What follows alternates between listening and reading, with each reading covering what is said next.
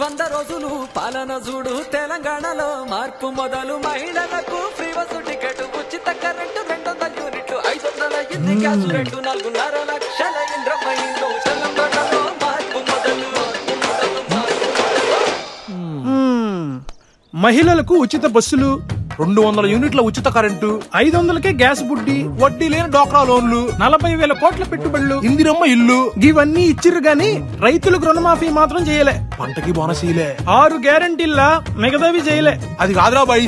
Peak Noti సిగ్గుందా మీకు అసలు? తెలంగాణ మంచిగా అవుతుంటే చూసి వశపడతలేరు. గత 10 ఏళ్లు మీ ఇద్దరు అధికారంలో ఉండి ఏం పీకిండు? రాష్ట్రాన్ని సంక నాకిచ్చిండు. మిగులు బడ్జెట్ లో ఉన్న తెలంగాణని సుమారు 7 లక్షల కోట్లు అప్పుల పాలు చేసి కాంగ్రెస్ కప్పచెప్పిండు. కాళేశ్వరం పేరుట 1,00,000 కోట్లు మింగిండు. ధరణి పేరుట భూ కబ్జాలు చేసిండు. దళితులకు 3 ఎకరాల భూమిలే, రైతులకు రుణమాఫీ చేయలే, డబుల్ బెడ్రూమ్ ఇల్లు, నిరుద్యోగుల వృత్తి రాలే, ఇంటికి ఒక ఉద్యోగం అని చెప్పి పేపర్ లీకులు చేసిందే గాక ఒక్క గవర్నమెంట్ కొలు గిట్లా భర్తీ చేయలే. ల్యాండ్, శాండ్, మైన్, వైన్ మాఫియాలు చేసిండ్రు. తెలంగాణలో అందరు బతుకులు ఆగమైతే వీళ్ళ కుటుంబం మాత్రం బాగుపడ్డది. గంతెందుకు ఈ 10 ఏళ్లలో మీ దొర ఎప్పుడైనా గడి దాటి బయటకు వచ్చిండా? ఇక వీళ్ళకైతే సిగ్గు శరం లేదు.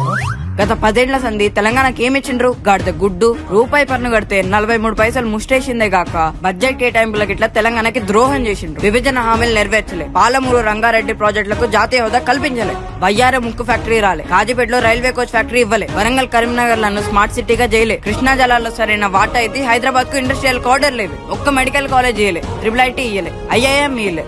ITIR పిక్కబాయ్. కాంగ్రెస్ అధికారంలోకి వచ్చిన 100 రోజుల్లోనే 5 గ్యారెంటీలు అమలు చేసిండ్రు. ప్రగతి భవన్ గుల్చి ప్రజాభవన్ ఏర్పాటు చేసిండ్రు.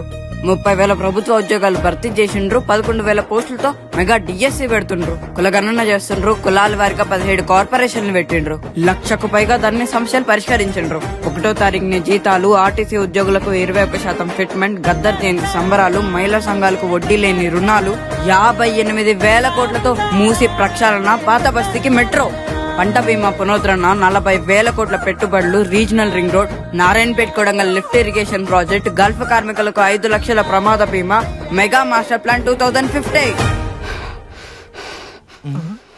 ఏ తోడు దొంగల్లారా ఏమన్నారు ఇందాక?